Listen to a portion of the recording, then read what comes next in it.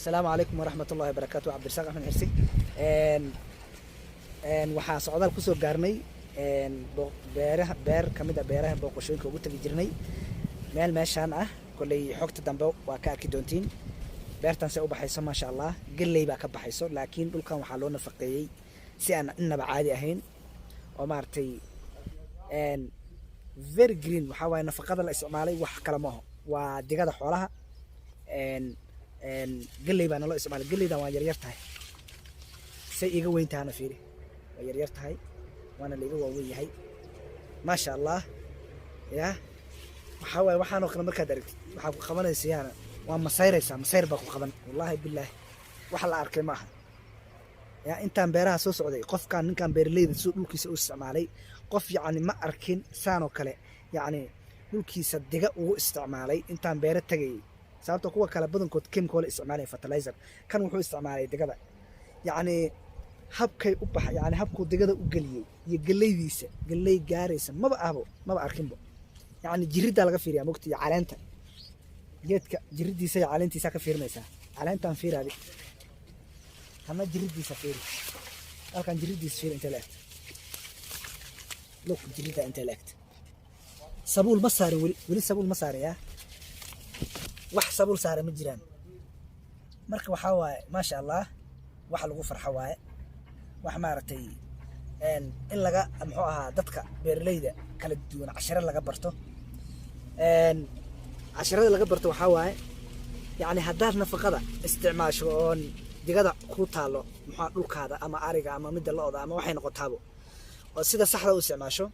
production kaada iyo wax soo saarkaada wanaagsananaya waxaad soo saarayso waxay noqonayaan wax tayo leh strong leh sababtoo wax natural oo adii dhulkaada yaalo ya marka galeydan iyadoo na gaarin xilli sabuul saar yeysaanay green u tahay marka muhiimadda waxa waaye waxa aad haysato mar walba ka faa'iideyso hadaad caws abuurayso meeshaan kala daa calaf ku abuuri lahayd oo uu isticmaasho ka waran diga saan oo kale uu isticmaasho production ka soo noqona hadii aad dhahday hadda galeydan baa waxaad siinaya xoolo ka waran haye ما شاء الله مركب قصود هذا إن شاء الله بإذن الله. السلام عليكم ورحمة الله وبركاته. وسعودال كي بيرها كنت جرني وحا ماشان كو أركتين وحا واي مانيوا فامياد مانيوا أما دقادة حولها أما سالادة لقضة وحا دهدان بو ماشان بيرتان ودان دقا لغو محوها لغو نفقيي instead of using ماركتي مانيور كعادي أورجانيك fertilizer كبعرمين تبحال استعمال الدقو marka waxaan ku tusayaa digada marka xoolo geedaha loo isticmaalo sida strong ku noqonayso galeyda meeshan galey baa ka baxayso yaani digada marka beertaada ku daadiso galeyda ama dalaga ku abuurta beertaada say jirideeda noqonayso fiiri marka jiridan geedkan fiiri sidoo yaani awoodda uu leeyahay falkiisa bas inta la egto sabuul ku dhali doona sabab uu noqonayaa marka waxa waaye dhulkaada beertaada waa inay mar walba maaragtay u isticmaashaa digada maaragtay xoolaha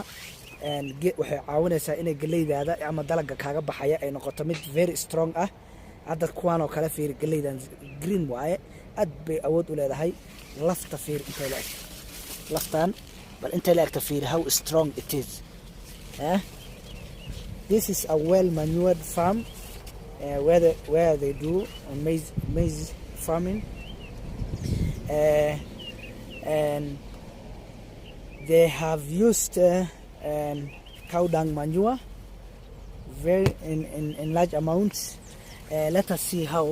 the maize strong they are. Maize stalks, can you see the stalk, the way it is strong?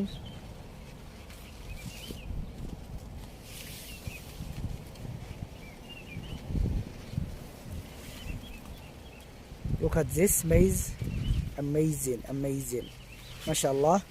قليدا في هذه لانتا بلك بس علانت انت لاكت علانت وينك اي قبطه يعني انت لاكت في يعني waxaan dhihi karaa gacanteed marka ku qabto bal fiiri gacanteed waa laga weyn yahay xataa gacanteed fartayda xataa muuqato inta laakta waxay ku tusinaysaa inay nafaqo fiican helayaan sida strong u yihiin markii dhulka aan nafaqayso oo ku isticmaasho saalada xoolaha digada xoolaha marka isticmaashid strong begeleydaada noqonaysaa ama wax walba ama yaanyaha noqoto ama qudradda ayuu nooc ay noqotaaba waxay noqonaysaa mid strong ah oo awood leh yacni dhulka si u nafaqaysan yahay yacni waxaan in sheegay waa tanaa digada in sheegay waa tanaa dhulka si ay ugu jirto marka waxaa waaye dhulka ma u baahnid mar walba inaad chemical isticmaasho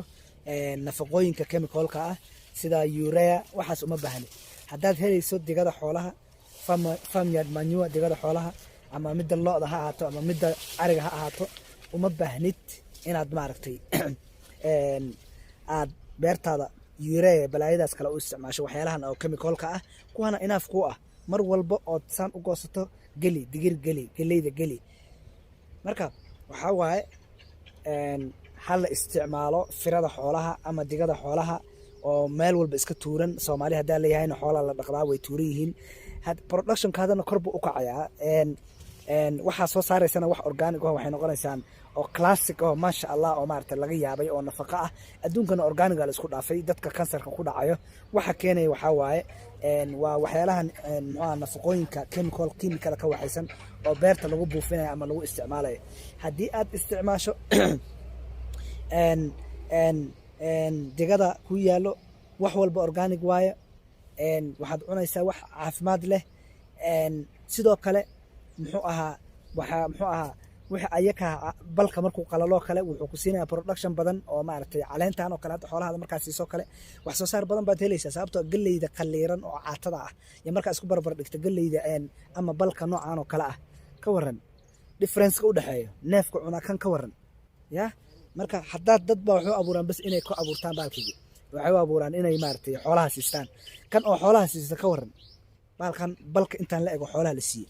how will it sabu noqonaya balka noocan la eg soo neefkan ma dhirgaya aad buu dhirgaya sababtoo green ka fiiri caleentan siday cagaar u tahay marka waxa weeye hadalka in ku badin